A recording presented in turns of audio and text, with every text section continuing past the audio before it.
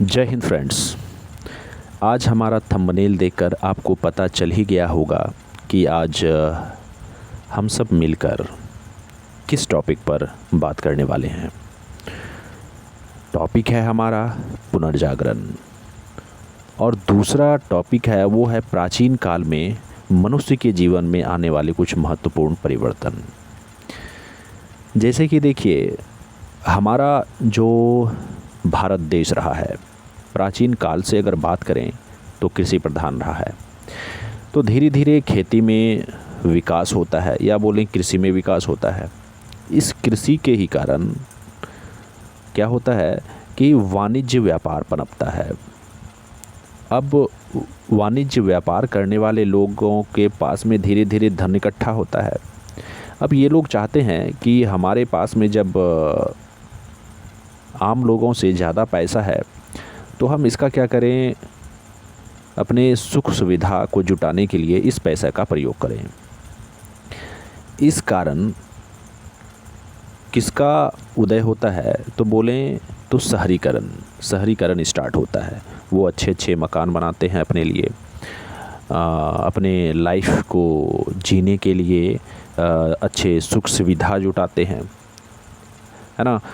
तो उसके बाद जब वो लोग सुख सुविधा जुटाने लगते हैं तो उन लोगों को इस बात का एहसास होता है कि विज्ञान और प्रौद्योगिकी के सहारे हम इस चीज़ को पूरा कर सकते हैं। तो इस प्रकार से साइंस एंड टेक्नोलॉजी मीन्स विज्ञान और प्रौद्योगिकी का विकास होता है।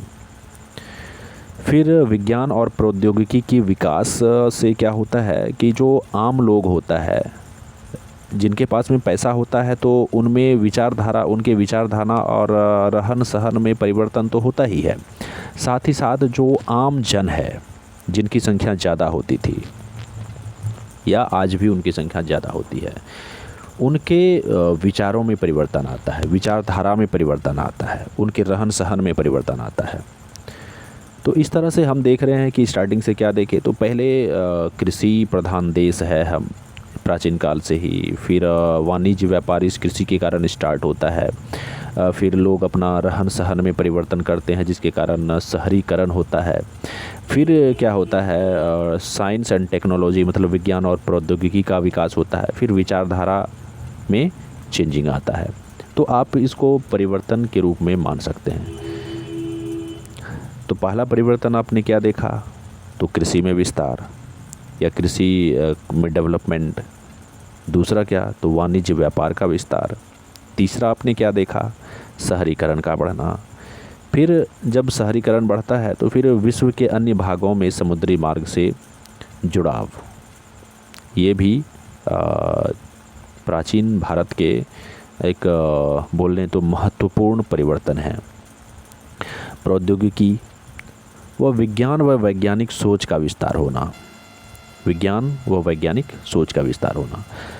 तो यहाँ पर तो हम लोगों ने अभी देखा कि प्राचीन काल में मनुष्य के जीवन में कुछ महत्वपूर्ण परिवर्तन हुए थे। लेकिन अब ये पुनर्जागरण क्या है? पुनर्जागरण का सीधा सा मीनिंग है नई विचारधारा, या बोलें तो जो परंपरागत विचारधारा होती है, जो नई सोच होती है, रूढ़िवादी सोच होती है या परंपरागत सोच होती है, उसके जगह पर नई सोच का आना या वैज्ञानिक सोच का आना ही पुनर्जागरण कहलाता है। तो बताइए, क्या जो अंधविश्वास है उसको लेकर आवाज़ बुलंद नहीं हुआ होगा जब पुनर्जागरण स्टार्ट हुआ होगा? मतलब लोगों की विचारधारा में परिवर्तन हुआ होगा।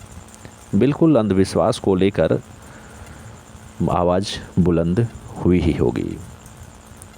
सीधा सा संबंध है कि पुरानी जो सोच थी उसके जगह पर वैज्ञानिक सोच ने ले ली।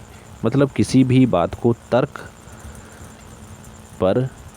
तर्क के आधार पर मानना, ना कि कोई अगर हमसे बड़े हैं वो अगर कोई बात बोल दिए तो उसको हम पीढ़ी दर पीढ़ी ढोते जा रहे हैं।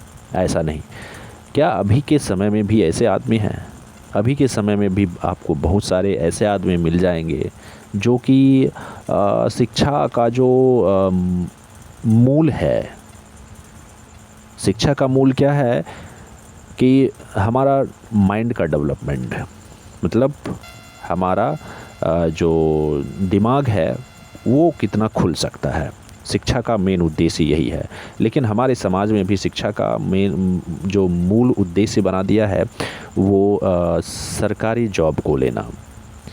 ये उद्देश्य नहीं होना चाहिए, बल्कि इससे माइंड का डेवलपमेंट कितना हो सकता है, मतलब पुनर्जागरण, सीधा सा संबंध कहें तो पुनर्जागरण।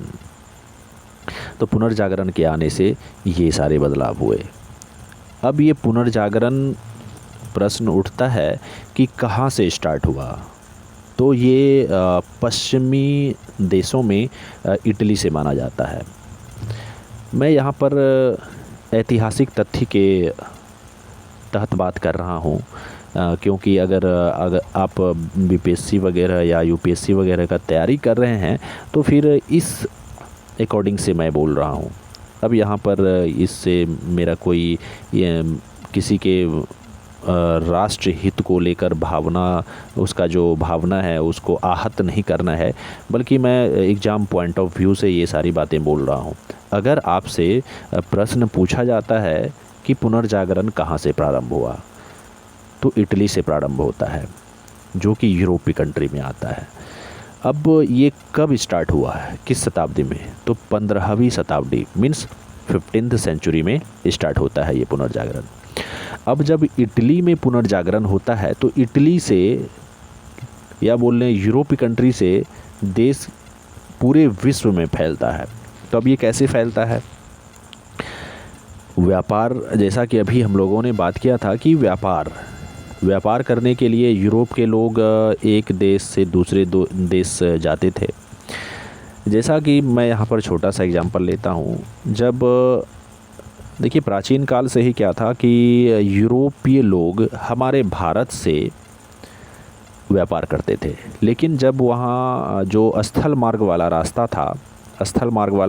था, जब वो अवरुद्ध हो जाता है, अरबों के कारण हो या उनको चुंगी देना पड़ता था या लूट मार की वजह से हो, जब उनके लिए वो रास्ता अवरुद्ध हो जाता है तो यूरोपीय लोग क्या करते हैं, समुद्री मार्ग को खोजने का प्रयास करते हैं भारत जाने के लिए। कहाँ से? तो यूरोप से भारत जाने के लिए। बात है 1492 ईस्वी की, मतलब 1492। कहाँ का? तो पुर्तगाल का। पुर्तगाल भी कहाँ आता है? तो यूरोप में ही आता है। अब वहाँ से कोलंबस, कहाँ? पुर्तगाल से कोलंबस 1492 का बात है, 1492 ईस्वी का बात है। कोलंबस भारत के लिए समुद्री मार्ग का खोज करने के लिए निकलते हैं, लेकिन वो गलती से पहुँच जाते हैं अमेरिका। अब ये जो कोलंबस है ये भी पुनर्जागरण से प्रभावित आदमी होता है। जब ये जाता है अमेरिका में तो अमेरिका के लोग इसके संपर्क में आते हैं। इससे इनकी जो विचारधारा होती है या इनके सोचने समझने की जो क्षमता होती है, उनसे वहाँ के लोग प्रभावित होते हैं। किसी भी प्रकार का रूढ़िवादिता को वहाँ पर देखते हैं तो इनको अजीब लगता है। तो फिर वहाँ के लोगों को जब समझाते हैं, ये अपनी नई सोच को बताते हैं, तो वहाँ के लोगों को समझ में आता है हाँ बात तो सही है। तो फिर इस प्रकार से अमेरिका में भी क्या हो जाता है, पुनर्जागरण होता है। फिर बात आती है 1492 की, मतलब 1492 ईस्वी की, जब वास्को डी गामा भारत आता है। तो कुछ इसी प्रकार की का जो है पुनर्जागरण भारत में भी होता है। तो यहाँ से यह सिद्ध होता है कि पुनर्जागरण 15वीं शताब्दी में स्टार्ट होता है। 15वीं शताब्दी में इटली से स्टार्ट होता है और किस तरह से वो अन्य देशों में फैलता है, इसको हम लोगों ने देखा। मतलब समुद्री मार्ग खोजने के लिए किस तरह से देखा हम लोगों ने। भारत के लिए समुद्री मार्ग का खोज करने निकला और फिर भारत पहुंचा तो अपनी नई सोच लेके, अपनी नई विचारधारा लेके, जो वैज्ञानिक सिद्धांत है, सोचने का जो वैज्ञानिक सिद्धांत है, इस तरह से ये लोग, अंग्रेज लोग बोल लीजिए या यूरोपीय लोग, व्यापार करने के लिए दुनिया के लगभग सभी देशों में गए और वहाँ पर इन्होंने पुनर्जागरण को फैला दिया। मतलब अपनी जो नई विचारधारा थी, अपनी नई सोच थी, उसको फैलाया। तो मैं आशा करता हूँ कि आज इस वीडियो के माध्यम से आप लोगों को पुनर्जागरण के बारे में बताने में सफल हो गया होऊंगा। तो आज के लिए बस इतना ही, मिलते हैं अगले वीडियो में। जय हिंद।